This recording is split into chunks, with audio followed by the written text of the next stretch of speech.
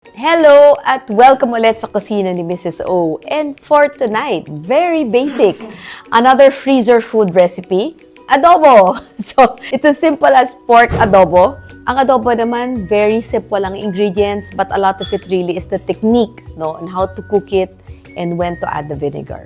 Let's go! Let's start!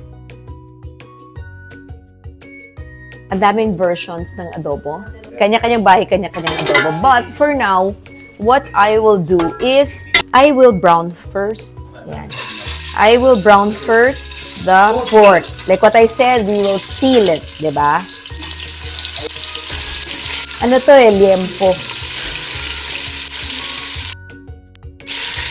Ayan. So now, we want it very peppery also. Not necessarily itong pepper ha. You can use ground pepper. Pero ako lang kasi gusto ko yung pepper kasi parang mabango. Hindi ko na linalagyan ng salt kasi may toyo. May ibang adobo yung tawag nila puti. Diba? So, ito naman, for me, what I learned is I use patis and toyo. And then, I'm cooking it in a pressure cooker. We want it to cook fast. So, ito muna. Tatabi ko muna yung mga luto na because meron pang natitira.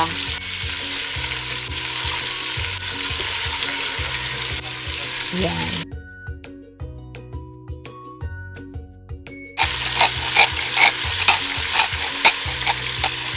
Yan. And I'm gonna add some pepper para malasa siya. Pepper until mahaching. Okay. So, bakit natin ito ginagawa? The same principle. We're sealing it, all the juices, diba? To make sure it stays moist and tender inside. Saka natin palalambutin.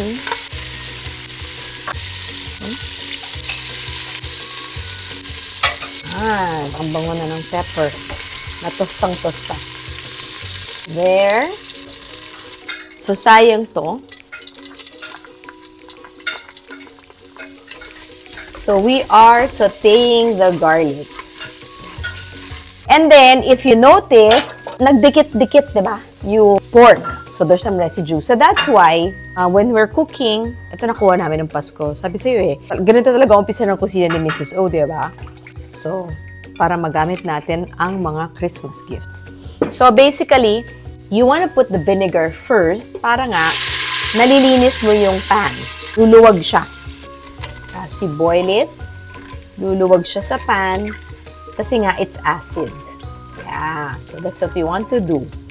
Para nakamix na siya with the sauce. Ang talagang malasa. Ayan. I don't know who gave this suka, pero ang bango niya, it's very fragrant. I'm not telling you to use this brand, but you can use any kind of suka. But for me, it matters anong suka ginagamit. Nagkakaroon ng ibang flavor ang ating adobo, no? Would we use apple cider vinegar? By all means, mas maasim siya. Cane vinegar, pwede. Ayan, tingnan nyo. Diba? Nalilinis niya na. Kasi nga, the vinegar. Yan. So, about half a cup of patis. Yan. So, we put about 1 cup of vinegar, half a cup of patis. This is about 1 cup and 1/4 of water. You know, it's so hard to teach adobo kasi it's not an exact science. When I first learned how to cook it from my mom, dati I used to measure, but in reality, it's really hard. So, parang talagang kailangan tansyahin mo. So, this is a little bit dark yung soy. So, I'm not gonna put totally half a cup, no? So, yan.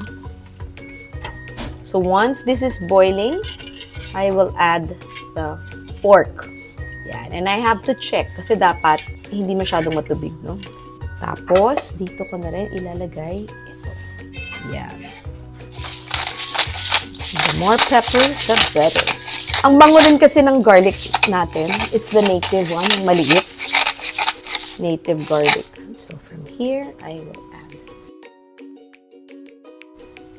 Lulutuin lang natin dito sa pressure cooker. And then, it's ready. Tapos, after, pagganahan tayo, ipa-fry ko. Pero kung hindi, yun na yun. Freezer na natin siya.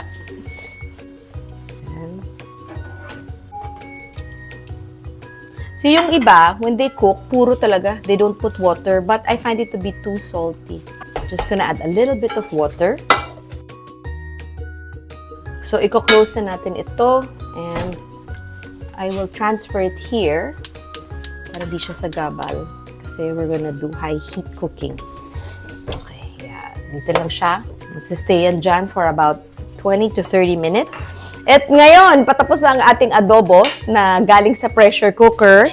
Thank you, Miss Pam, for my Christmas gift. My kusina ni Mrs. O apron.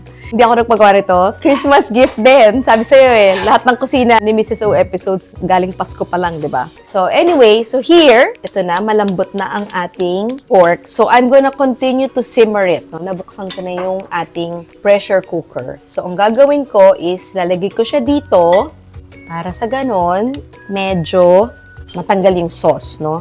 Because we will fry it. Remember, before natin ito linuto, iniisip ko pa kung ipa-fry natin or hindi. Pero nakita ko kasi liempo yung cut niya sa may belly. So, medyo may konting taba. So, pag ganon, medyo mas maganda itosta natin, no?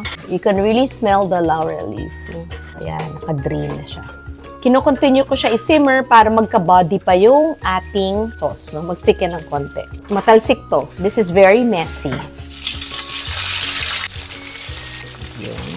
Very messy siya. Kaya, very useful ang kusina ni Mrs. O apron.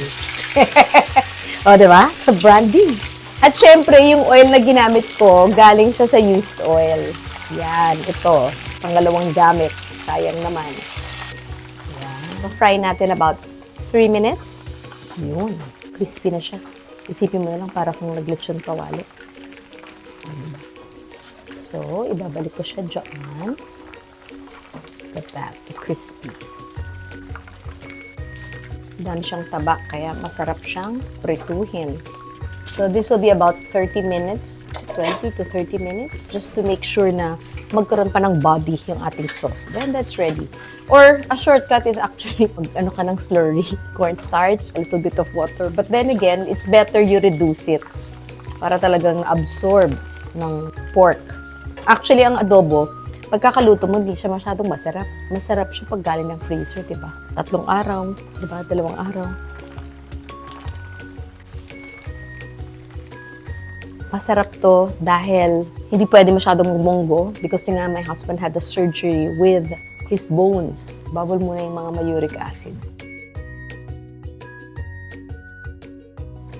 Yan, tinan mo. Nagsithicken na yung ating body. So from here, I will add more pepper. Adjust the seasoning. Kasi we want it to be peppery. So okay lang siya na talagang wild ang kanyang pag-boil. Kasi gusto natin mag-reduce. When you say mag-reduce, is kumonte siya para mag-thicken. Actually now, when I'm cooking, I try not to add so much salt. Konting-konti lang ang lalagay ko. Yan. So I'm just gonna add more pepper. I want it to just be peppery. Okay, I'm not sure if you are noticing what I'm noticing, but nagtithicken na siya. Then I'm just gonna add a little bit of sugar. Wala lang. Feeling ko lang nagka-caramelize. Because I'm Filipino, I will add konting sugar lang. Pangpatamis. So ready na to para sa ating freezer. This is perfect. Adobo is the perfect freezer food. So, adobo, bakit ba siya versatile? Kasi pwede pang almusal, pwede pang lunch, pwede pang dinner. And most of all, kung binabaon mo, hindi napapanis. I remember growing up, minsan nagbabarko kami to go home to the province. We would make that baon. So, gagawa lang tayo ng ating rice topping. So, all you need is hot rice. Ayun, nice. Look at how it reduced. Masarap pa yan tomorrow. But, for purposes of the show, yan. Yun. Christmas gift. Okay, ready for tasting. So here is our adobo. It's just a small rice bowl, perfect for your late dinner. And the rest, freezer. Taguin natin for a month. So right now, the sauce, it's still light. It's gonna get thicker as we put it all in the freezer. So, pork adobo ng kusina ni Mrs. O. Thank you for watching and see you soon for our next episode. At thank you again for my apron, kusina ni Mrs. O. Thank you, Miss Pam.